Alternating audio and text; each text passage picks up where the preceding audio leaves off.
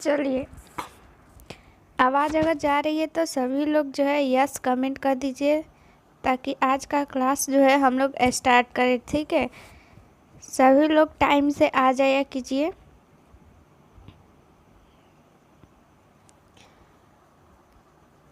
चलिए, आवाज़ आ रही है, सभी लोग को गुड इवनिंग। ठीक है, सभी लोग को गुड इवनिंग। उसके बाद से चलिए अब हम लोग जल्दी से स्टार्ट कर देते हैं फर्स्ट क्वेश्चन बिना देरी किए। ठीक है, चलिए हमारा फर्स्ट क्वेश्चन क्या कहता है कि प्रसव के बाद पहले 2 सप्ताह में होने वाले योनि स्राव को क्या कहते हैं। यानी प्रसव के बाद सभी को पता है कि कितने सप्ताह तक स्राव होता है, 2 सप्ताह तक। ये क्वेश्चन में ही दिया हुआ है 2 सप्ताह तक। ऐसे आप लोग याद भी रखिएगा, 2 सप्ताह तक स्राव होता है। तो उस स्राव को क्या बोलेंगे? सो बोलेंगे, लोकिया बोलेंगे, लोकिया अल्बा बोलेंगे कि ब्लीडिंग बोलेंगे? क्या बोलेंगे? सभी लोग आंसर कीजिए। सभी लोग का आंसर आना चाहिए 1 नंबर का आप लोग। और सभी लोग पेन और कॉपी लेकर के बैठिए। हमेशा जो भी एक्स्ट्रा फैक्ट बताया गया है तो वो आप लोग नोट कर लीजिएगा, अगर नहीं याद है तो। ठीक है, अगर आप लोगों को नहीं याद है तो आप लोग ज़रूर से ज़रूर नोट कर लीजिएगा। तो चलिए, सभी लोग का राइट आंसर आ रहा है ऑप्शन नंबर बी। तो देखिए, ऑप्शन नंबर बी ही होगा लोकिया। ठीक है, लोकिया। प्रसव के बाद जो 2 सप्ताह तक योनि से स्राव होता है उसे हम लोग लोकिया बोलते हैं। अगला क्वेश्चन देखते हैं हम लोग। अगला क्वेश्चन क्या बोलता है? देखिए, लोकिया वाला बहुत इम्पोर्टेंट है। उसका हर जो है दिन मतलब चेंज होते रहता है कलर। आप लोग को बहुत बार बताया भी गया है। जो लोग को भी नहीं पता है, जो लोग भी अगर नई जोड़ी है, आप लोग पिछला क्लास आप लोग ज़रूर अटेंड कीजिए। ठीक है, पिछला क्लास अटेंड कीजिएगा ना तो फिर आप लोगों का जैसे यहाँ पे ऑब्जेक्टिव पढ़ाया जा रहा है, ऑब्जेक्टिव के साथ साथ अब लोकिया आया था तो लोकिया के बारे में पूरा वहाँ पे डिटेल में बताया गया है। तो आप पिछला क्लास भी ज़रूर से ज़रूर टाइम निकाल के एक बार देख लीजिए। उससे आप लोगों को जो है मतलब धीरे धीरे थ्योरी और ऑब्जेक्टिव दोनों आप लोग का कंप्लीट होते चलेगा। ठीक है, तो देखिए यहाँ पे दूसरा क्वेश्चन हम देखते हैं कि प्रसव की द्वितीय अवस्था में गर्भाशयी संकुचनों में सुधार हेतु मरीज को कौन सा इंजेक्शन दिया जाता है। यहाँ पे देखिए दूसरी अवस्था, द्वितीय अवस्था। ठीक है, अवस्था यानी कि स्टेज। ठीक है, टोटल कितनी अवस्था होती है? टोटल 4 अवस्था होती है। तो 4 अवस्था में ये दूसरी अवस्था में बोल रहा है कि गर्भाशयी संकुचन में सुधार हेतु मरीज को कौन सा इंजेक्शन दिया जाता है। ऑक्सीटोसिन, मेथार्गिन, फेनार्गन और डाइजेपम। तो क्या देते हैं हम लोग? आप लोग आंसर बताइए, ABCD में से कुछ भी बताइए। ठीक है, कि क्या होगा, कौन सा इंजेक्शन लगाया जाता है गर्भाशयी संकुचन में सुधार के लिए। तो ऑप्शन नंबर ए हो जाएगा ऑक्सीटोसिन। ठीक है, ऑक्सीटोसिन को IM दिया जाता है, ये आप लोग याद रखिएगा। ठीक है, IM दिया जाता है ऑक्सीटोसिन को। एक चीज़ और आप लोग याद रखिएगा कि इसको IV भी दिलाता है। ठीक है, IV भी दिलाता है। 500 ml जो है 1 यूनिट जो ऑक्सीटोसिन है, 1 यूनिट ऑक्सीटोसिन को 500 ml जो RL होता है, RL में मिला करके और फिर जो है उसको दिलाया जाता है। ठीक है, तो ये क्या करता है ऑक्सीटोसिन, एक ये आप लोग याद रख सकते हैं कि गर्भाशयी संकुचन में सुधार लाता है, यानी कि उसको आराम देता है। और साथ में ये जो है प्रसव के बाद भी दिलाता है। प्रसव के बाद क्यों दिलाता है? ये जो है प्रसव के दौरान जो ब्लीडिंग होता है उसको भी ये कम करता है, ब्लीडिंग को कम करता है, इसके कारण ऑक्सीटोसिन दिलाता है। तो ऑक्सीटोसिन ब्लीडिंग को कम करने में भी, प्रसव के दौरान जो ब्लीडिंग होता है उसको कम करने में भी मदद करता है। ठीक है, चलिए तीसरा क्वेश्चन देख लेते हैं क्या बोलता है। एक महिला जिसने कभी भी जीवित बच्चे को जन्म देने की अवस्था तक गर्भावस्था को कंप्लीट नहीं किया है उसे कहते हैं। यानी कि क्वेश्चन क्या बोल रहा है इसको अच्छा से समझिए। महिला जो है वो गर्भवती तो हुई है, ठीक है, गर्भवती हुई है लेकिन बच्चे को जन्म नहीं दी हुई है, या फिर एबॉर्शन हो गया है, या फिर कुछ और कारण है, लेकिन वो गर्भवती हुई है लेकिन जीवित बच्चे को देने में वो असमर्थ है, ठीक है, यानी वो जीवित बच्चे को जन्म नहीं दिया है।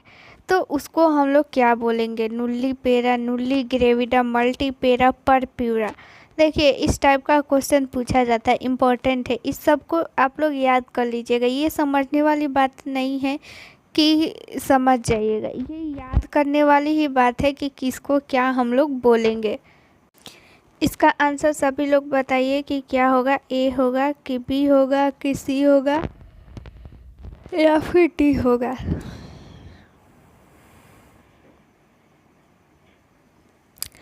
तो देखिए सबका राइट आंसर आ रहा है ए, राइट आंसर ए ही होगा, नुल्लीपेरा, ठीक है, जो कि पहले जो है माँ बन चुकी है, यानी वो गर्भावस्था धारण कर चुकी है, ठीक है, वो गर्भावस्था धारण कर चुकी है लेकिन बच्चे को जन्म नहीं दे पाई है, तो उसको हम लोग नुल्लीपेरा बोलेंगे, ठीक है।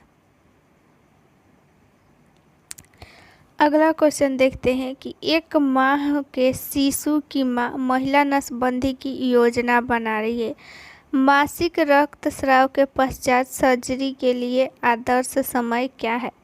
देखिए क्वेश्चन ये बोल रहा है कि एक 5 माह की शिशु है, ठीक है, एक महिला है, उस महिला की 5 माह की एक शिशु है, ठीक है। अब ये महिला क्या चाह रही है कि हम नसबंदी करा ले, ठीक है। तो क्वेश्चन ये है कि वो चाहती है नसबंदी कराने, लेकिन ये आप लोगों से पूछ रही है कि आखिर हम कब सर्जरी करें, ठीक है। तो सर्जरी का आखिर कब उचित समय है? मासिक धर्म के रक्तस्राव के बाद जो है उसका उचित समय कब है, कब उसको नसबंदी करवाना चाहिए? ओवुलेटरी चरण, प्रोलेटरी फेरल पेज, सेक्रेटरी पोज और मासिक धर्म चरण। तो फेज को हिंदी में चरण बोलते हैं, याद रखिएगा, फेज बोलिए या फिर चरण बोलिए, बात बराबर है। तो इसमें से कौन सा जो चरण है उस चरण में आप लोग उसका नसबंदी करवाइएगा।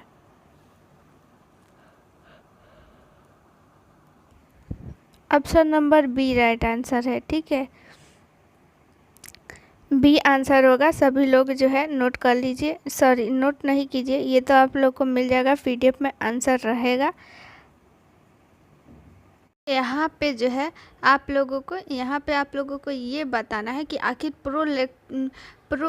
प्रोलिफेटरी फेज किसे कहते हैं। देखिए इसको गुणन प्रावस्था भी बोलते हैं, फेज को प्रावस्था बोलिए या चरण बोलिए, तो बात बराबर है। तो ठीक है, प्रोलिफेरेटिव जो होती है वो चरण, इसको हिंदी में क्या बोलते हैं? गुणन, ठीक है, याद रखिएगा, गुणन बोलते हैं। अगर नहीं याद है तो आप लोग नोट कर सकते हैं। तो चलिए, बेसिकली जो मेंस्ट्रुअल साइकिल होती है ना, वो उसका 3 फेज होता है, ठीक है, 3 फेज होता है। पहला जो है वो रक्तस्राव चरण होता है, रक्तस्राव चरण या फिर रक्तस्राव फेज बोलिए, उसको इंग्लिश में बोलते हैं मेंस्ट्रुअल फेज, मेंस्ट्रुअल, और यहाँ पे फेज लिख लीजिए, नहीं याद है तो वहाँ पे लिख लीजिए आप लोग। जब भी मेंस्ट्रुअल साइकिल स्टार्ट होती है तो ये जो है मेंस्ट्रुअल साइकिल, ये जो मेंस्ट्रुअल साइकिल आप लोगों का स्टार्ट होता है, यानी कि जब भी रक्तस्राव स्टार्ट होता है, रक्तस्राव जो है वो कितना दिन तक रहता है? 3 से 5 दिन तक, ठीक है। तो ये 3 से जो 5 का दिन होता है उस हम लोग फेज को क्या बोलते हैं? रक्तस्राव प्रावस्था या फिर मेंस्ट्रुअल फेज बोलते हैं, ठीक है। उसके बाद क्या होता है कि ये जो है रक्तस्राव बंद हो जाता है, 3 से 5 दिन में रक्तस्राव बंद हो जाता है। उसके बाद जो है ये प्रोलिफेरेटिव फेज स्टार्ट होती है। इस फेज में क्या होता है ना, जैसे ही मेंस्ट्रुअल पीरियड जो है यानी रक्तस्राव बंद हो जाता है, ठीक है, बंद होने के बाद ये स्टार्ट हो जाता है प्रोलिलेटरी फेज। देखिए आप लोगों का यहाँ से जो है थ्योरी भी कंप्लीट होते जा रहा है। तो आप लोग थ्योरी का टेंशन मत लीजिए, ठीक है। ऑब्जेक्टिव के साथ साथ आप लोगों का थ्योरी भी कंप्लीट हो रहा है। तो रक्तस्राव प्रावस्था यानी मेंस्ट्रुअल फेज जैसे ही बंद हुआ 3 से 5 दिन में, उसके बाद स्टार्ट हुआ गुड़न प्रावस्था यानी प्रोलिफेरेटिव फेज, ठीक है। तो 3 से 5 दिन के बाद कौन सा स्टार्ट हो गया, गुड़न प्रावस्था। इसमें क्या होता है ना कि रक्तस्राव बंद हो जाता है। उसके बाद बंद होने के बाद क्या होता है कि एग जो होता है वो तैयार होता है ओव्यूलेशन के लिए यानी अंडोत्सर्ग के लिए, ठीक है। किस फेज में स्टार्ट होता है, प्रोलिफेरेटिव फेज में। तो इतने दिनों में जो है ये तैयार करती है अंड को अंडोत्सर्ग के लिए यानी एग को ओव्यूलेशन के लिए तैयार करती है, ठीक है। तो इसमें जो है कितना दिन लग जाता है, 10 से 12 दिन तक टाइम लग जाता है, ठीक है। 10 से 12 दिन के बाद अंडोत्सर्ग होता है, ठीक है। अंडोत्सर्ग जैसे ही ये हुआ तब तक दूसरा फेज हम लोग का स्टार्ट हो जाएगा। प्रोलिफेरेटिव फेज के बाद कौन सा फेज स्टार्ट हो जाएगा, सेक्रेटरी फेज या फिर इसको ल्यूटियल फेज भी बोलते हैं, ठीक है। सेक्रेटरी फेज बोलिए या फिर ल्यूटियल फेज बोलिए, ठीक है।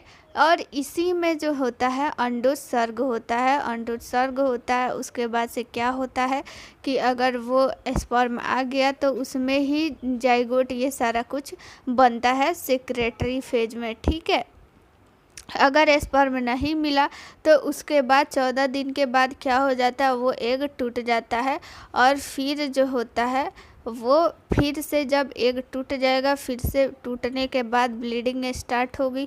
फिर ब्लीडिंग के बाद फिर एग बनना स्टार्ट होगा, फिर ओव्यूलेशन होगा। इस तरह से क्रिया जो है वो चलते रहती है, ठीक है। तो यहाँ पे हम लोग का राइट आंसर क्या हो जाएगा, प्रोलिफेरेटिव फेज। देखिए एक बार और बता देते हैं, बहुत लोग को समझ में नहीं आया है। देखिए क्या होता है कि हमारा मेंस्ट्रुअल साइकिल किससे स्टार्ट होता है, ब्लीडिंग से, ठीक है। तो ब्लीडिंग 3 से 5 दिनों तक रहती है। तो इसी हम लोग अवस्था को क्या बोलते हैं, रक्तस्राव प्रावस्था यानी मेंस्ट्रुअल फेज 3 से 5 दिन, ठीक है। उसके बाद 3 से 5 दिन के बाद जैसे ही ये ब्लीडिंग बंद हो जाता है, उसके बाद हम लोग का कौन सा फेज स्टार्ट होता है, प्रोलिफेरेटिव फेज को इंग्लिश में गुड़न प्रावस्था भी बोलते हैं। गुड़न प्रावस्था में क्या होता है कि एग जो है वो तैयार होता है, मैच्योर होता है, ओव्यूलेशन के लिए तैयार होता है, ठीक है। तो ओव्यूलेशन के लिए तैयार हो जाएगा 10 से 12 दिन में, ठीक है। 10 से 12 दिन में 10 से 12वें दिन, जैसे शुरू से हम लोग कैसे काउंट किए, 3 से 5 दिन, ठीक है। 3 से 5 दिन ये हो गया। और ये शुरू से ही 10 से 12वें दिन में ये उतना दिन तक ओव्यूलेशन के लिए तैयार हो जाता है, ठीक है। 10 से 12वें दिन के बाद क्या होता है, अंडोत्सर्ग होता है।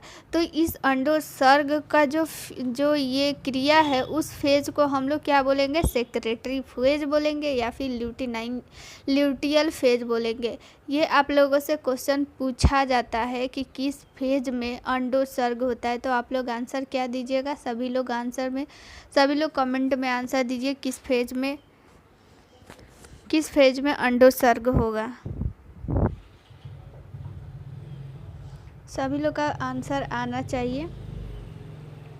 वो सही आंसर है, देखिए सेक्रेटरी फेज बोलिए या फिर ल्यूटियल फेज बोलिए, दोनों का एक ही काम है, ठीक है। एक ही काम का दो नाम है, सेक्रेटरी फेज बोलिए या फिर ल्यूटियल फेज बोलिए। इसी फेज में अंडोत्सर्ग होता है। उसके बाद 14 दिन तक वो फैलोपियन ट्यूब में रहता है। उसके बाद स्पर्म नहीं मिलता है तो फिर से वो टूट जाता है और ब्लीडिंग स्टार्ट होता है। फिर ब्लीडिंग के बाद क्या होता है कि एग तैयार होता है, मैच्योर होता है। फिर ऐसे ही क्रिया जो है चलती रहती है। यही एक जो है मेंस्ट्रुअल साइकिल है, ठीक है, मेंस्ट्रुअल साइकिल है। चलिए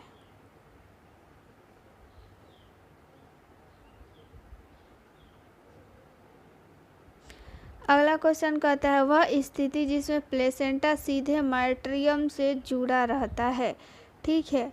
वह स्थिति क्या है, उस स्थिति को हम लोग क्या बोलते हैं जिसमें प्लेसेंटा सीधे माइट्रियम से जुड़ा रहता है। ठीक है, पहले आंसर बताइए, उसके बाद इस क्वेश्चन को समझाते हैं। तो क्या होगा, ऑप्शन नंबर फर्स्ट है placenta previa, option number B है abruptive placenta, option number C है रिटेनेड प्लेसेंटा और फिर ऑप्शन नंबर डी है प्लेसेंटा एक्रीटा। तो क्या होगा इसका आंसर, सभी लोग आंसर बताइए।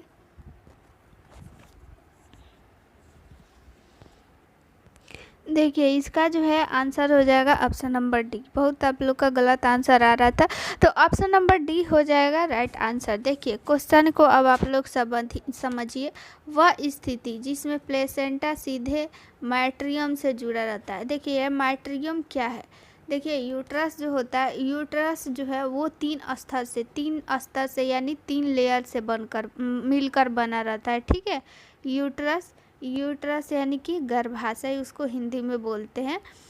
ठीक है, तो ये 3 स्तर से यानी 3 लेयर से मिलकर बना रहता है। सबसे बाहरी जो परत होता है उसको पेरीमेट्रियम बोलते हैं। आप लोग जो है इसको नोट कर लीजिए कि 3 स्तर से मिलकर बना रहता है। ये क्वेश्चन जो है एग्जाम में आता है कि यूट्रस कितने परत से मिलकर बना रहता है, कितने उसके लेयर होते हैं। ठीक है, सीधा क्वेश्चन ये भी पूछा जाता है, तो आप लोग आंसर दीजिएगा 3।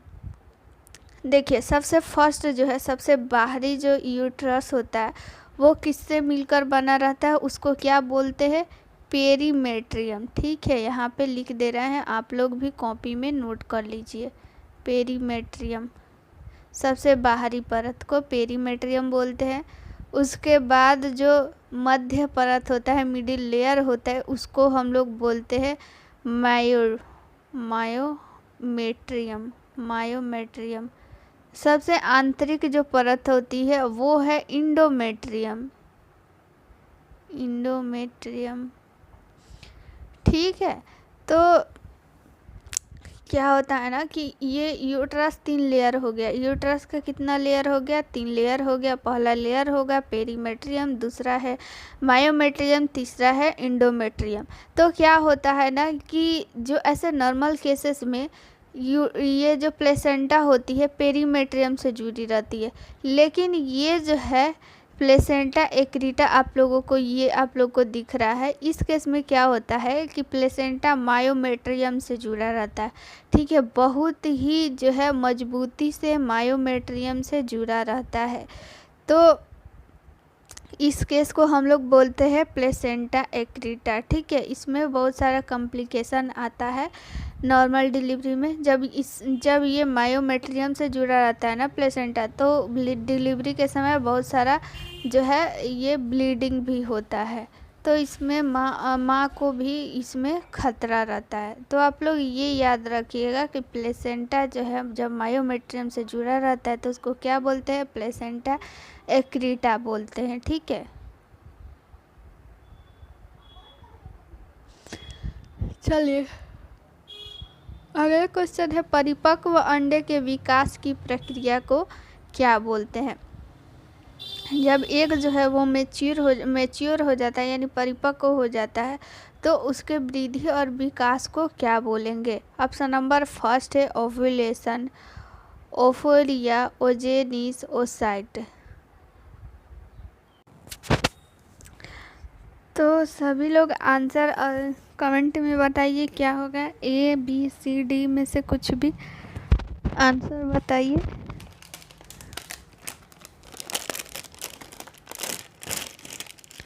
तो देखिए ऑप्शन नंबर सी जो है वो राइट आंसर हो जाएगा। होता क्या है ना कि क्वेश्चन ये भी पूछा जाता है कि ओजेनिस की क्रिया जो है वो कहाँ होती है, तो आप लोग आंसर कीजिएगा ओवरी यानी अंडाशय। ठीक है, ये जो परिपक्व अंडा जो है परिपक्व होता कहाँ है, होता भी तो अंडाशय में ही है, और अंडाशय परिपक्व हो जाता है, उसके बाद क्या होता है ना कि उसका जो है विभाजन होता है यानी गुणन होता है। तो इसी गुणन की प्रक्रिया को ओजेनिस बोलते हैं, यानी उसका विकास होता है। ठीक है, तो उसका विकास कहाँ होता है? अंडाशय में होता है। आप लोग याद रखिएगा कि उसका विकास यानी अंडाशय का विकास कहाँ होता है? ये एग का विकास कहाँ होता है? अंडाशय में। और इसी वृद्धि और विकास को हम लोग वृद्धि और विकास होता है ना, तो इस प्रक्रिया को हम लोग क्या बोलेंगे? ओजेनिस। चलिए एक बार और इसको अच्छा से क्लियर कर देते हैं। अंडा कहाँ रहता है? अंड कहाँ रहता है? अंडाशय में।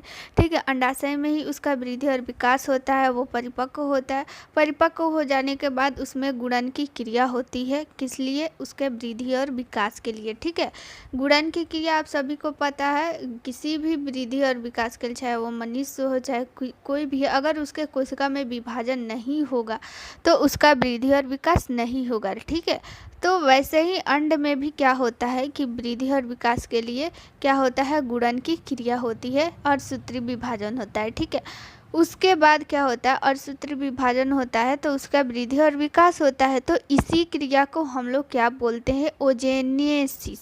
ओजेनेसिस बोलते हैं। ठीक है, और ये ओजेनेसिस की क्रिया कहाँ होती है? अंडाशय में होती है। आप लोग याद रखिएगा। ठीक है, अंडाशय को इंग्लिश में ओवरी बोलते हैं। अगला क्वेश्चन है कि महिला में निम्न में से किस संरचना के निर्माण के तुरंत बाद अंडोत्सर्ग होता है? ठीक है, तो देखिए क्या होगा इसका आंसर? ओगेनिया की प्राइमरी ओसाइड की सेकेंडरी ओसाइड की शुक्राणु जनन। देखिए इसका आंसर हम बता देते हैं। क्या होगा ना, इसका आंसर सेकेंडरी ओसाइट होता है। तो देखिए इस क्वेश्चन को आप लोग समझिए। देखिए क्या होता है ना कि जब जन्म होता है कोई अगर वो जन्म होती है, अगर वो लड़की रहती है तो उसके अंडाशय में क्या रहता है? पहले से अंड रहता है। ठीक है, तो वो पहले से जो अंड रहता है उसको हम लोग जर्म सेल बोलते हैं। ठीक है, जर्म सेल बोलते हैं। उसके बाद ये जर्म सेल क्या होती है कि डिवीज़न करती है। ठीक है, अर्धसूत्रण विभाजन होती है। ठीक है, अर्धसूत्रण विभाजन के बाद क्या होती है? जब तक प्यूबर्टी आती है, यानी कि प्यूबर्टी कब आएगा? 14 साल तक आता है, 12 से 14 साल में। ठीक है, 12 से 14 साल में। तो इस एज में आते आते क्या होती है कि जर्म सेल जो है, जर्म सेल के ऊपर एक और लेयर बन जाती है जिसको हम लोग सेकेंडरी ओसाइट बोलते हैं। जब तक ये सेकेंडरी ओसाइट नहीं बनेगा ना, तब तक अंडोत्सर्ग नहीं होगा। ठीक है, तो अपने आप को एक और आप लोग ये बोल सकती है ओसाइट। आप लोग देखिए ओसाइट को आप लोग एक भी बोल सकती हैं। ठीक है, ओसाइट से आप लोग एक को भी रिलेट कर सकती हैं। तो ये जो है सेकेंडरी, जब ये जन्म होता है कोई महिला का, कोई लड़की का, तो जो जन्म लेती है तो उसमें जो अंड रहता है तो उसको हम लोग जर्म सेल बोलते हैं। लेकिन जैसे जैसे एज जो है बढ़ती है और ये जो है परिपक्वता की ओर बढ़ती है। ठीक है, परिपक्वता के बाद बढ़ती है, एग जो है अपना वृद्धि और विकास करता है, गुणन करता है।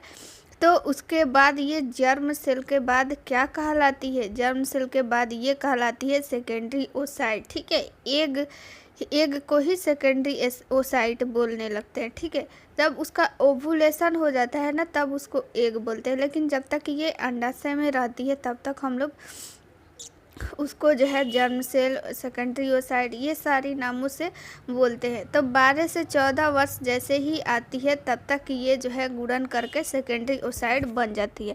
जब तक सेकेंडरी ओसाइट नहीं बनेगी तब तक ओवुलेशन नहीं होगा। ठीक है, तो हम लोग ये भी बोल सकते हैं कि ओवुलेशन में किसका ओवुलेशन होता है? सेकेंडरी ओसाइट का, क्योंकि जब तक सेकेंडरी ओसाइट नहीं बनेगा तब तक ओवुलेशन यानी अंडोत्सर्ग नहीं होगा। ठीक है,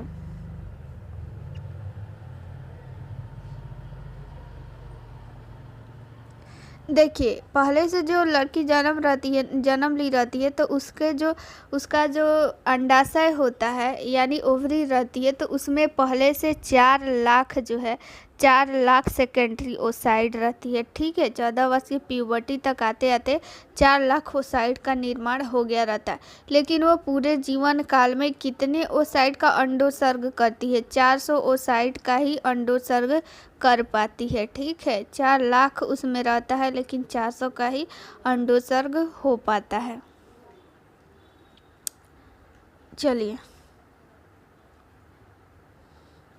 अगला क्वेश्चन जो है, ये भी क्वेश्चन पढ़ाया गया है, इसका आंसर आप लोग बताइए कि प्रसव की किस स्टेज को ग्रीवा चरण के नाम से जाना जाता है। ठीक है, थोड़ा सा आप लोग जो है दिमाग लगाइएगा तो इसका आंसर आप लोगों के सामने आ जाएगा। देखिए, प्रथम चरण, द्वितीय चरण, तृतीय चरण की चतुर्थ चरण, क्या होगा इसमें से राइट आंसर?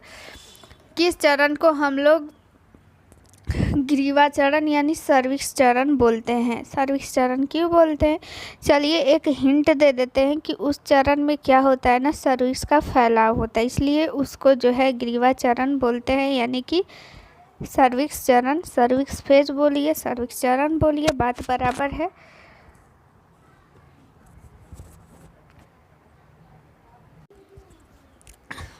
तो देखिए इसका आंसर जो है वो फर्स्ट चरण हो जाएगा। राइट आंसर सबका फर्स्ट चरण आ रहा था, फर्स्ट चरण ही आंसर होगा, क्योंकि फर्स्ट चरण में ही क्या होता है कि सर्विक्स का फैलाव होता है। सर्विक्स का अधिकतम फैलाव कितना होता है आप सभी लोग बताइए तो, सभी लोग आंसर बताइए। सर्विक्स का कितना सेंटीमीटर में बताइए। 10 सेंटीमीटर राइट आंसर सबका, बहुत अच्छा आंसर आ रहा है, 10 सेंटीमीटर ही होगा। ठीक है, चलिए 9 नंबर क्वेश्चन अब पढ़ते हैं।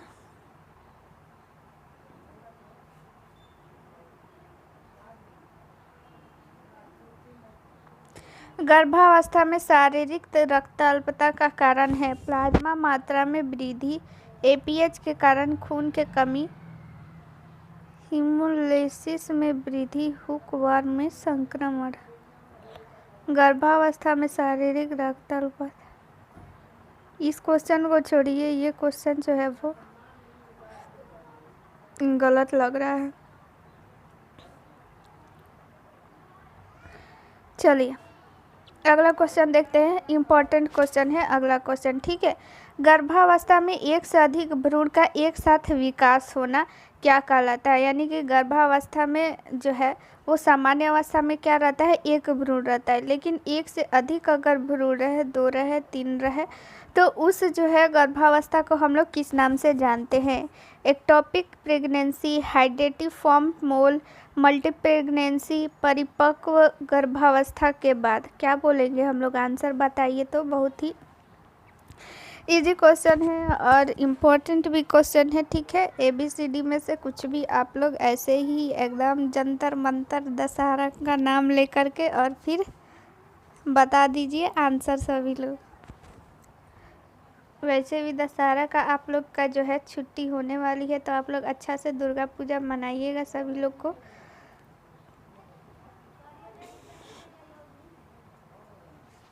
ठीक है, तो क्या हो जाएगा? राइट आंसर सी आ रहा है, तो राइट आंसर सी ही होगा। ठीक है,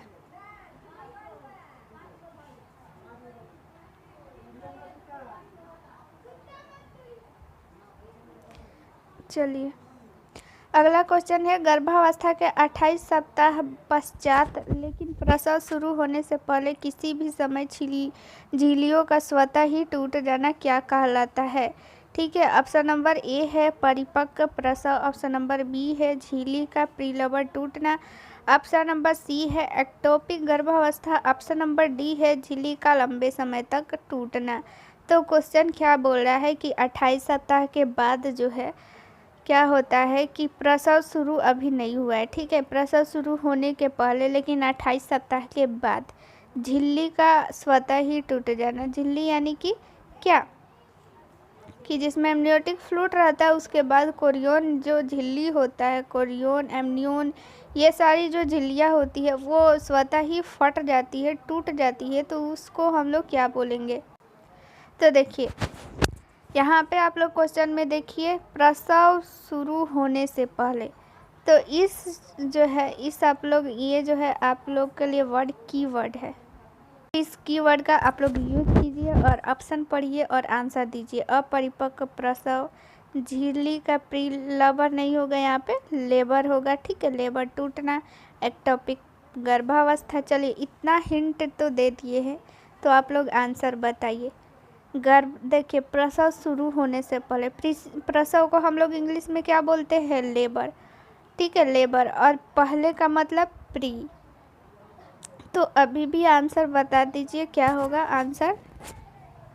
right answer option number B जो है वो आने लगा है। ऑप्शन नंबर बी ही राइट आंसर होगा। देखिए क्या होता है ना कि 28 सप्ताह के बाद अगर जो है 28 सप्ताह अगर हो गया है उसके बाद, या फिर अभी लेबर का उसका टाइम नहीं हुआ है, प्रसव का टाइम नहीं हुआ है, यानी प्रसव के पहले ही वो झिल्ली टूट जाता है, तो उसको प्री लेबर झिल्ली टूटना बोलते हैं, ठीक है। चलिए इसका आप लोग आंसर दीजिए। इसका आंसर तो आप लोग बिना जो है क्वेश्चन पढ़े भी दे सकती हैं, जो लोग भी पहले से जुड़ी हुई है, या फिर जो लोग भी पहले पिछले का वीडियो देखी होंगी, तो उन लोगों को पता होगा। तो ऑप्शन नंबर फर्स्ट है डाउन सिंड्रोम, मल्टीपल गर्भावस्था और तंत्रिका ट्यूब दोष। तो इन सारी दोष में क्या हो जाएगा, ऑप्शन नंबर डी आंसर आ रहा था, ऑप्शन नंबर डी ही राइट आंसर हो जाएगा। तो इन सारी दोषों में क्या होता है कि भ्रूण अल्फा भ्रूण प्रोटीन पाया जाता है।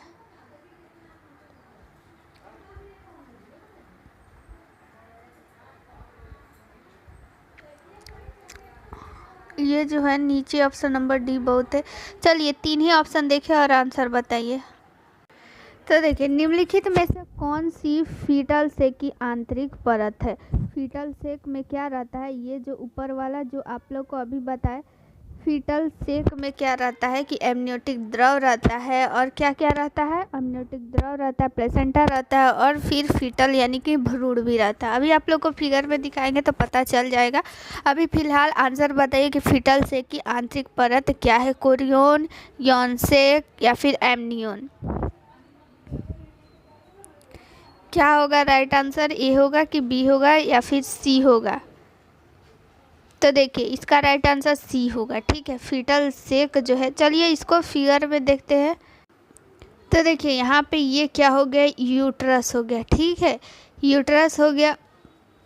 उसके बाद यूट्रस में ये जो आप लोगों को यहाँ पे ये लेयर दिख रहा है, यही है फीटल सेक। ये जो फीटल सेक है एमनियोन और कोरियन से मिलकर बना रहता है। तो कोरियन जो होता है वो बाहरी परत होता है और एमनियोन जो है वो आंतरिक परत होता है, ठीक है, समझ में आया। और ये जो है पूरा ये झिल्ली, इस झिल्ली में आप लोग देखिए क्या है, एमनियोटिक फ्लूइड है, भ्रूण है, अम्बिलिकल कॉर्ड है और फिर प्लेसेंटा है। ये सारी चीज़ें जो होती है फीटल सेक में ही रहता है। फीटल सेक किस किस से मिलकर बना रहता है, एमनियोन और कोरियन। कोरियन जो कि बाहरी परत है, एमनियोन जो कि आंतरिक परत है। देखिए मिडवाइफरी में क्या होता है ना कि इंग्लिश वर्ड ही ज़्यादातर होता है, ठीक है, तो थोड़ी सी दिक्कत होगी, 1-2 बार इसका नाम आप लोग बोलिएगा तो वो याद हो जाएगी, ठीक है। तो ये क्वेश्चन आप लोग को समझ में आ गया है कि फीटल सेक की आंतरिक परत क्या हो जाएगी, एमनियोन हो जाएगी, ठीक है।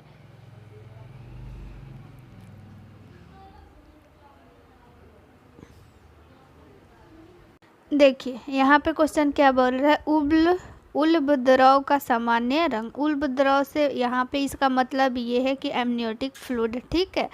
तो एमनियोटिक फ्लूइड का रंग आप लोग को बताए थे कि कैसा होता है, ठीक है, साफ होता है कि गहरा भूरा होता है, हरापन होता है, कुछ लाल होता है।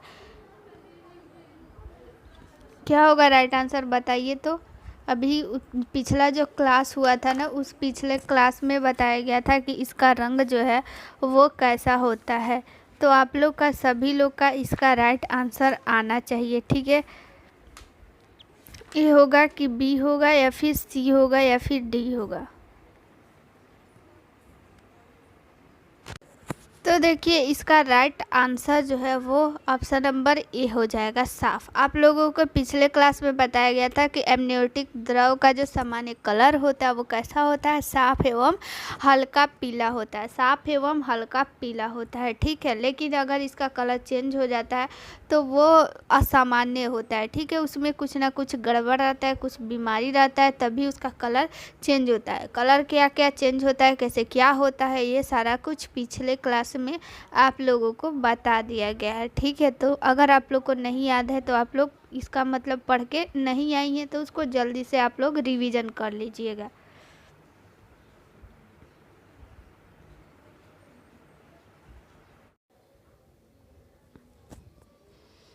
देखिए 12 सप्ताह से पूर्व गर्भ समापन का सबसे सुरक्षित तरीका है।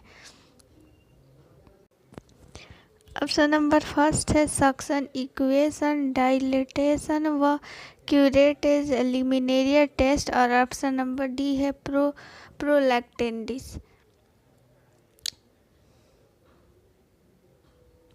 तो आप लोग इसका राइट आंसर बताइए क्या होगा, ए बी सी डी में से कौन सा राइट आंसर होगा 15 का।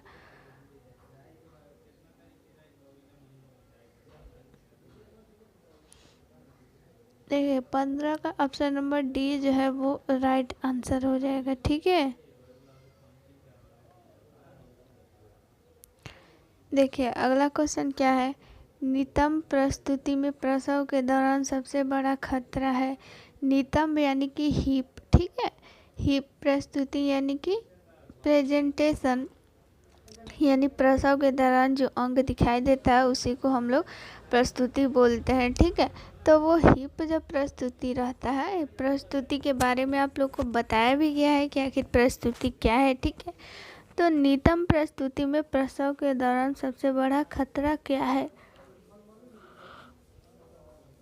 ऑप्शन नंबर फर्स्ट है पैर का अधोविस्थापन, रज्जु बाह का अधोविस्थापन और आकस्मिक प्रसव।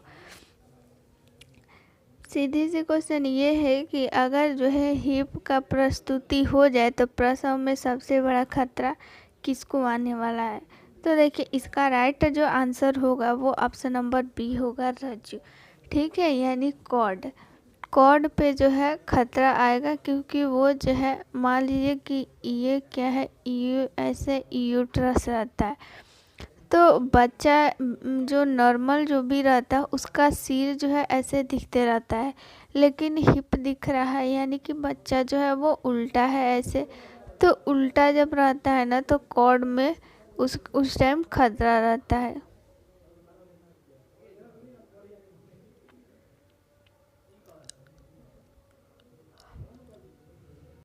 अगला क्वेश्चन देख लेते हैं, प्रस्तुति में एंटी हाइपरटेंसिव ड्रग की पहली पसंद है। एंटी हाइपरटेंसिव मतलब उच्च रक्तचाप की दवा, ठीक है। उच्च रक्तचाप की दवा इसमें से कौन सी है, मिथाइल डोपा, लेबिटोलल, लेप्रोनोलल और फिर निफिडिपिन।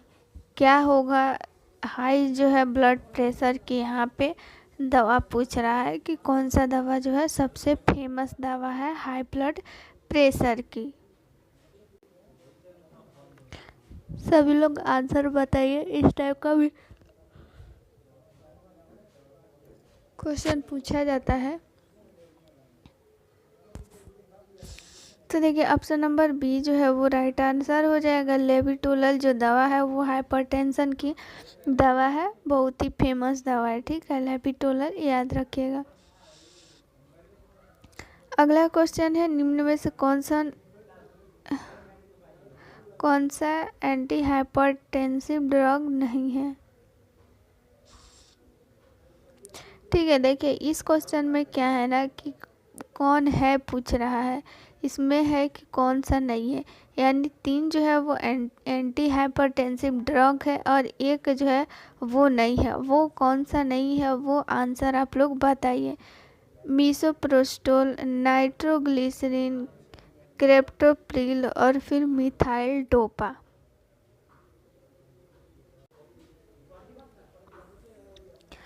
लोग आंसर ज़रूर बताइए कि कौन सी जो दवा है वो हाइपरटेंसिव की दवा नहीं है। ठीक है, यानी उच्च रक्तचाप की दवा नहीं है।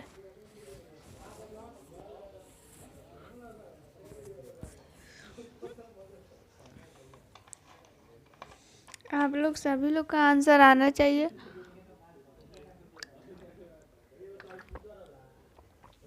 तो देखिए ऑप्शन नंबर फर्स्ट जो है वो राइट आंसर हो जाएगा, मीसोप्रोस्टॉल।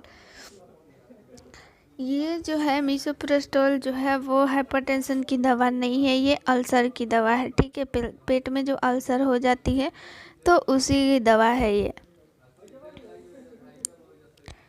अगला क्वेश्चन देखते हैं। अपरिपक्व प्रसूति व प्रसव की देरी करने के लिए कौन सी दवा काम में ली जाती है। ठीक है, यानी प्रसव जो है अभी नहीं हो, ठीक है, बहुत सारा ऐसा प्रसव होता है जिसका टाइम नहीं हुआ रहता है लेकिन होता है, तो उसको हम लोग देरी करने के लिए, ठीक है, तो कौन सा दवा देते हैं। Oxytocin, tocolytics agents, prostaglandin, diuretic. इसका आंसर बताइए सभी लोग, क्या होगा। ऑप्शन नंबर ए होगा या फिर बी होगा या सी होगा या फिर डी होगा, क्या होगा। देखिए इसका आंसर हम बता देते हैं, लोकोलाइटिक एजेंट। लोकोलाइटिक एजेंट जो है option number B right answer हो जाएगा। लोकोलाइटिक एजेंट कब दिया जाता है, जब प्रसव जो है उसको देरी करवाना रहता है तब। ठीक है,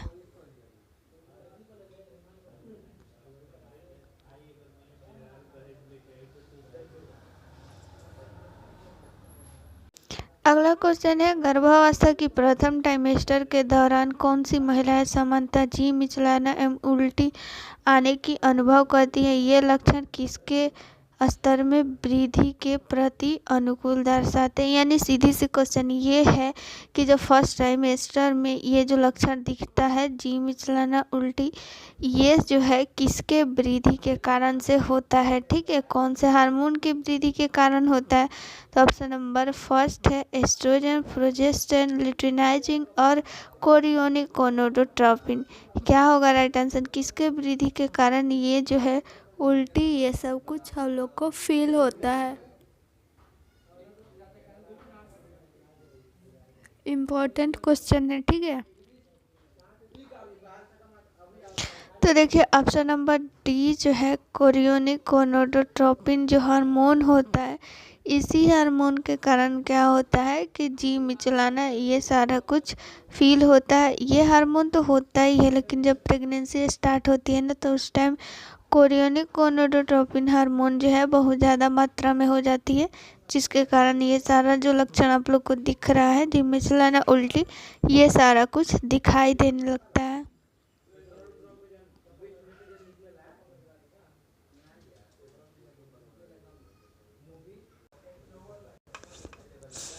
चलिए अगला क्वेश्चन देखते हैं।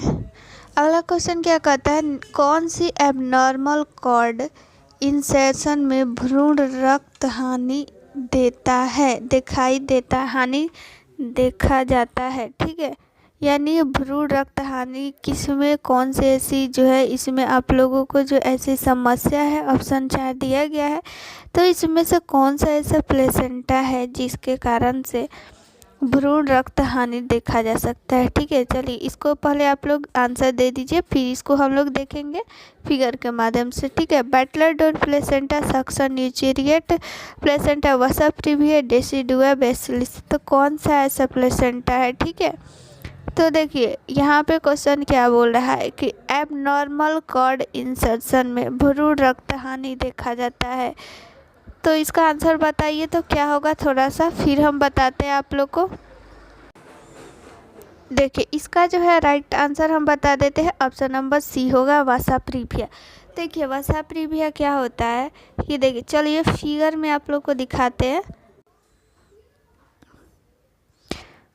देखिए इस फिगर को आप लोग देखिए, देखिए जैसे कि नॉर्मल जो एक डिलीवरी होती है उसमें क्या होती है कि ये जो आप लोगों को यहाँ पे दिख रहा है फीटल ब्लड वेसल्स, यानी जितना भी आर्टरी ये सब कुछ होता है जिससे रक्त जो है आता जाता है, पोषण ये सब कुछ जाते रहता है, तो वो एम्बिलिकल कॉर्ड के अंदर रहता है।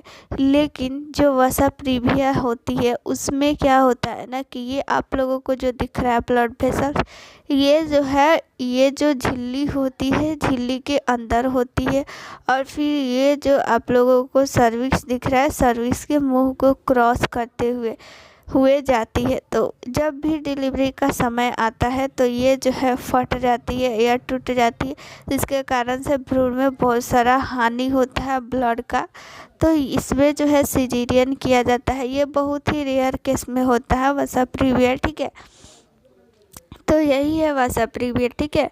ये जो जितना भी ब्लड वेसल्स होता है ये एम्बिलिकल कॉर्ड के अंदर होता है, लेकिन वसा प्रीविया में एम्बिलिकल कॉर्ड के बाहर होता है। ये ऐसे इसको जो है ये जो मुख है इसका सर्विस का ये पूरा इसको जो है ढके हुए रहता है, क्रॉस किए रहता है, ठीक है।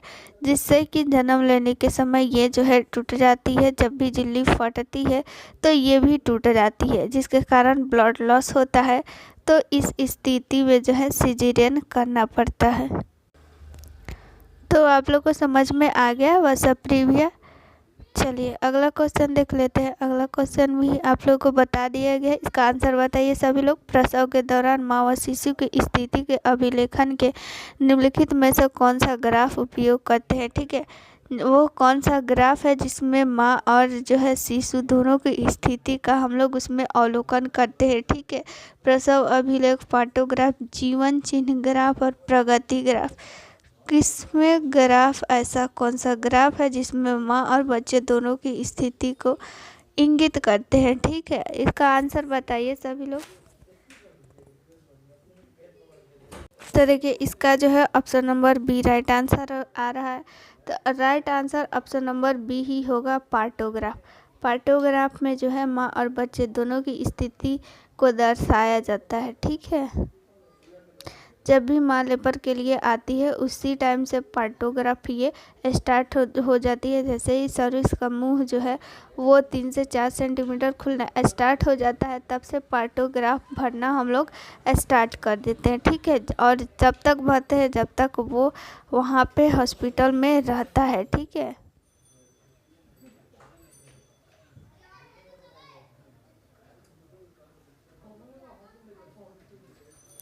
अगला क्वेश्चन है न्यूरल ट्यूब डिफेक्ट में शामिल नहीं है, यानी कौन सा ऐसा जो है इसमें से आप लोगों को ये 4 ऑप्शन है जो न्यूरल ट्यूब डिफेक्ट में शामिल नहीं है, यानी न्यूरल ट्यूब डिफेक्ट में नहीं आता। ऑप्शन नंबर फर्स्ट है इंसेफिली, ऑप्शन नंबर बी है एस्पाइना बाइडिफिडा, ऑप्शन नंबर सी है एंसिफिलिसिस और ऑप्शन नंबर डी है हाइड्रोसिल। तो देखिए इसका राइट आंसर हम बता देते हैं कि क्या होगा, ऑप्शन नंबर डी। देखिए क्या होता है न्यूरल ट्यूब डिफेक्ट में, देखिए ये जो है न्यूरल ट्यूब डिफेक्ट जो होता है वो भ्रूण में क्या होता है कि ये एक जन्मजात रोग है, ठीक है। न्यूरल ट्यूब डिफेक्ट एक जन्मजात रोग है, जन्मजात रोग है। देखिए जिन लोगों को भी नहीं पता जो भी बताया जा रहा है आप लोग नोट करते जाइए। तो न्यूरल ट्यूब डिफेक्ट एक प्रकार का जन्मजात रोग है। और ये जो है न्यूरल ट्यूब डिफेक्ट किस किस को डिफेक्ट करता है, किस किस में ये प्रभावित करता है, मस्तिष्क को प्रभावित करता है और स्पाइनल कोड को प्रभावित करता है, ठीक है। तो और ये किसकी कमी से होता है, ये आयरन फॉलिक एसिड की कमी से होता है, ठीक है। न्यूरल ट्यूब डिफेक्ट जो होता है आप लोग लिख लीजिए, इम्पोर्टेंट है कि किसके कमी से होता है। तो न्यूरल ट्यूब डिफेक्ट जो है वो आयरन की कमी से होता है। तो ये जो इंसेफेली है, इंसेफेली ये दोनों मस्तिष्क के लिए है, और स्पाइनल बाइफिडा है ये स्पाइनल कोड के लिए है। दोनों हो गया, ठीक है। लेकिन ये जो हाइड्रोसिल है वो उसमें शामिल नहीं है। तीनों जो है तीनों के तीनों न्यूरल ट्यूब डिफेक्ट में शामिल है, बाकी ये ऑप्शन नंबर डी जो है वो नहीं है। तो ऑप्शन नंबर डी ही हम लोग का राइट आंसर हो जाएगा। अगला क्वेश्चन देखते हैं। प्रसव की तृतीय अवस्था की सबसे सामान्य जटिलता है, ठीक है, प्रसव की तृतीय अवस्था में आप लोगों को पता होना चाहिए कि क्या होता है। तो चलिए, ये सबसे पहले ये यहाँ पे बताइए क्या होता है। अर्धोप्रत्यायन होगा, रक्तस्राव होगा, आघात होगा, छिद्रन होगा, क्या होगा। सबसे पहले तो आप लोग ये बताइए कि तृतीय अवस्था में होता क्या है।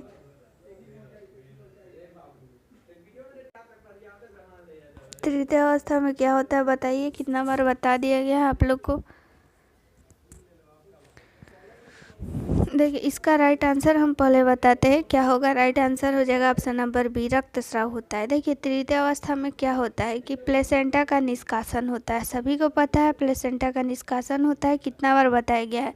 तो प्लेसेंटा का निष्कासन के समय जो है रक्तस्राव की जटिलता अधिक होता है। ये सामान्य है, रक्तस्राव होता है। ये क्या होता है कि जब भी प्लेसेंटा अगर मान लीजिए कि अच्छा से नहीं निकल पाया, प्लेसेंटा का कुछ टुकड़ा अंदर रह गया तो भी ब्लीडिंग होगा, या फिर प्लेसेंटा अच्छा से नहीं निकल पाया तो भी ब्लीडिंग होगा।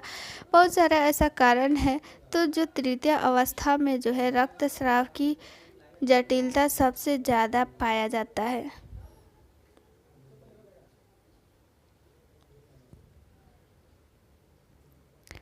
अगला क्वेश्चन देख लेते हैं हम लोग। अंडवाहिनियां अस्थानिक गर्भावस्था में अंडवाहिनी के फटने का शल्य क्रियात्मक उपचार है। सीधे से क्वेश्चन, बस इतना आप लोग जानिए कि अंडवाहिनी के फटने का शल्य उपचार क्या है। यानी अंडवाहिनी का जब हम लोग जो है शल्य उपचार करते हैं यानी सिजेरियन करते हैं तो उसको हम लोग क्या बोलते हैं। ठीक है, सल्पिंजेक्टिव, ओपेरेक्टोमी, हिस्टेरेक्टोमी और वैसेक्टोमी, क्या बोलेंगे। जब भी अंडवाहिनी जब फट जाती है तो उसका शल्य उपचार होता है तो उसको हम लोग क्या बोलेंगे। बताइए राइट आंसर क्या हो जाएगा। ए होगा कि बी होगा या फिर सी या फिर डी, क्या होगा इसका राइट आंसर। इम्पोर्टेंट क्वेश्चन है, ठीक है। तो देखिए, आंसर आप लोगों का बी और सी आ रहा है, जो कि बिल्कुल गलत है। Option number A right answer होगा, सल्पिंजेक्टोमी। ठीक है, सल्पिंजेक्टोमी बोलेंगे जब अंडवाहिनी का जब उपचार होगा, अंडवाहिनी का जब उस समय जो है सीला जाएगा। सीधी सी सरल सी यही लैंग्वेज है कि अंडवाहिनी का जब वो फट जाती है तो क्या हो जाएगा, उसको सीला जाएगा। तो उसी को हम लोग क्या बोलेंगे, सल्पिंजेक्टोमी, कि सल्पिंजेक्टोमी हो रहा है। ठीक है, चलिए अगला क्वेश्चन है, गर्भस्थ शिशु के संकट में। यहाँ पे आप लोग नंबरिंग में ध्यान मत दीजिएगा, नंबरिंग जो है वो गलत है। 24-25 के बाद यहाँ पे 14 आ गया है, तो यहाँ पे नंबरिंग जो है वो गलत है। ठीक है, इसको आप लोग ध्यान मत दीजिए। गर्भस्थ शिशु के संकट में होने पर एमनियोटिक फ्लूइड में पाया जाता है। देखिए, एमनियोटिक फ्लूइड में क्या ऐसा पाया जाएगा जो कि हम लोग समझेंगे गर्भस्थ जो शिशु है यानी कि जो बेबी है वो संकट में है। वर्निक्स कैसियोसा, मिकोनियम, पॉलीहाइड्रेमनियोस और बाइल, क्या हम लोग जानेंगे। किसकी उपस्थिति से हम लोग जानेंगे कि जो गर्भस्थ शिशु है वो जो है संकट में है। ठीक है, आप लोग बैकग्राउंड आवाज़ को जो है आज थोड़ी देर के लिए इग्नोर कर दीजिए, थोड़ी सी दिक्कत है, कल से उसके बाद से नहीं होगा। ठीक है, तो देखिए इसका राइट आंसर हो जाएगा मिकोनियम। ठीक है, मिकोनियम क्या है, जब भी कोई शिशु जब पहली बार मलत्याग करता है तो उसको हम लोग मिकोनियम बोलते हैं। तो उसी को हम लोग क्या बोलेंगे, मिकोनियम। जो भी अंदर में वो भोजन किया रहता है तो उसी का जो निकलता है, वो पहला जो मल निकालता है तो उसको हम लोग मिकोनियम बोलते हैं। यानी कि एक और शब्द में, नया शब्द में बोला जाए कि नवजात शिशु का जो पहला मल होता है उसको हम लोग मिकोनियम बोलते हैं। ठीक है, इसका कलर आप लोगों से पूछे तो कलर बताइएगा गहरा हरा। ठीक है, कलर भी आप लोगों से पूछ सकता है तो आप लोग बताइएगा गहरा हरा। ठीक है, चलिए अगला क्वेश्चन, इसका आंसर बताइए। ये क्वेश्चन तो कितना बार, मतलब 50 से 60 बार बताया गया होगा, तो इसका आंसर गलत नहीं आना चाहिए। महिला में अंडे का निषेचन होता है। यानी फीमेल में अंड का निषेचन यानी फर्टिलाइजेशन कहाँ होता है? योनि में होता है, डिंबवाहिनी में होता है। डिंबवाहिनी को इंग्लिश में फैलोपियन ट्यूब बोलते हैं, याद रखिएगा। गर्भाशय में होता है कि गर्भाशय ग्रीवा में होता है। क्या होगा राइट आंसर? ए होगा, बी होगा, सी होगा या फिर डी होगा? सभी का इसका आंसर जो है वो राइट आना चाहिए, क्योंकि ये क्वेश्चन बहुत बार बताया गया है।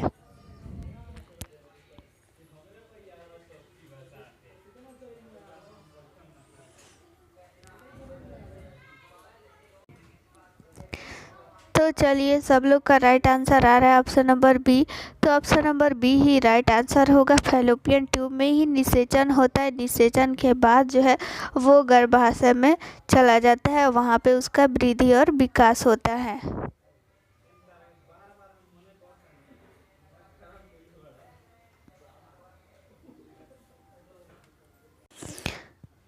तो ये जो है ये क्वेश्चन इसमें ऑप्शन गलत है। तो ये रहा आज आप लोगों का क्लास जो है थोड़ी सी कम आज आप लोगों के क्लास पढ़ाई हुआ है। फिर जो है दशहरा के बाद आप लोग का क्लास जो है वो अच्छा से कंटिन्यू हो जाएगा। आप लोग अच्छा से दशहरा मनाइए। क्लास भी इधर 2-3 दिन बंद रहेगा, सर आप लोग को बता भी दिए होंगे। तो अब आप लोग काउंट करके बताइए कि किनका कितना सही हुआ है। जो भी क्लास में आप लोगों को पढ़ाया जाता है, जो भी एक्स्ट्रा फैक्ट है, अगर आप लोग को नहीं पता है तो आप लोग ज़रूर उसको नोट कीजिए और फिर उसको रिवाइज कीजिए, क्योंकि यहाँ पे जो है आप लोगों का बहुत इम्पोर्टेंट यहाँ पे जो भी क्वेश्चन रहता है उससे रिलेटेड बता दिया जाता है।